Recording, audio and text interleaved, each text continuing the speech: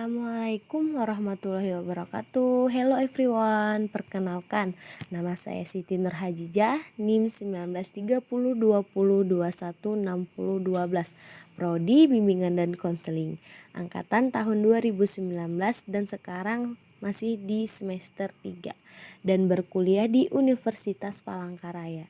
Nah, di sini saya akan menjelaskan sedikit tentang kualifikasi profesional konselor. Kualifikasi profesional konselor dalam sebuah profesi tentunya memegang suatu kode etik yang disajikan sebagai landasan moral dan pedoman tingkah laku profesional, termasuk dalam profesional bimbingan dan konseling.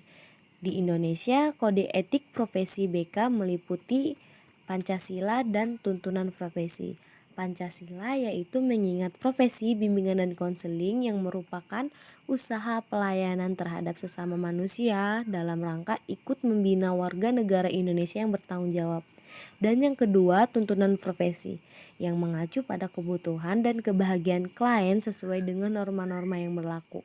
Kualifikasi yang harus dimiliki seorang konselor yaitu yang pertama memiliki nilai, sikap, keterampilan, pengetahuan, dan wawasan dalam bidang profesi bimbingan dan konseling yang menyangkut. Yang pertama, konselor wajib terus-menerus berusaha mengembangkan dan menguasai dirinya. Yang kedua, konselor wajib memperlihatkan sifat-sifat sederhana, rendah hati, sabar, dan menepati janji, dapat dipercaya, jujur, tertib, dan hormat. Dan yang ketiga, konselor wajib memiliki rasa tanggung jawab terhadap saran ataupun peringatan yang diberikan kepadanya, khususnya dari rekan seprofesi yang berhubungan dengan pelaksanaan ketentuan tingkah laku profesional. Dan yang keempat, konselor wajib mengusahakan mutu kerja yang tinggi dan tidak mengutamakan kepentingan pribadi termasuk material, finansial, dan popularitas. Dan yang terakhir, konselor wajib terampil dalam menggunakan teknik dan prosedur khusus dengan wawasan luas dan kaidah-kaidah ilmiah yang lainnya. Dan yang kedua, memperoleh pengakuan atas kemampuan dan kewenangan sebagai konselor yang meliputi pengakuan keahlian dan kewenangan oleh organisasi profesi atas dasar wewenang yang diberikan kepadanya. Objek praksi spesifik yang menjadi fokus pelayanan konseling adalah kehidupan efektif sehari-hari, bisa juga disebut dengan cash. Dalam hal ini, sasaran pelayanan konseling adalah kondisi cash yang dikehendaki untuk dikembangkan dan kondisi kehidupan efektif yang sehari-hari yang terganggu. Bisa juga disebut dengan cash T. Dengan demikian, pelayanan konseling pada dasarnya adalah upaya pelayanan dalam pengembangan cash dan penanganan cash T berkenaan dengan pendekatan dan teknologi.